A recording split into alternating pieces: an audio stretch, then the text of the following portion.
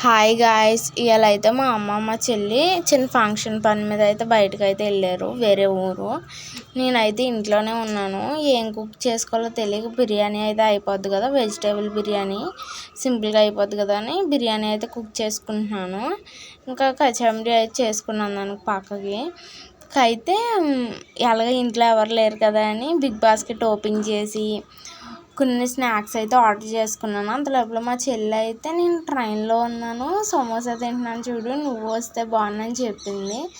ఇంకా అయితే సరేలేనే, నేను వీడియో పంపుతాను ఇప్పుడు చూసుకో అని చెప్పి స్నాక్స్ వీడియో అయితే పంపాను.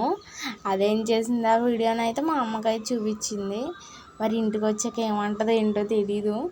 అయితే స్నాక్స్ అయితే ఆర్డర్ చేసుకున్నాను.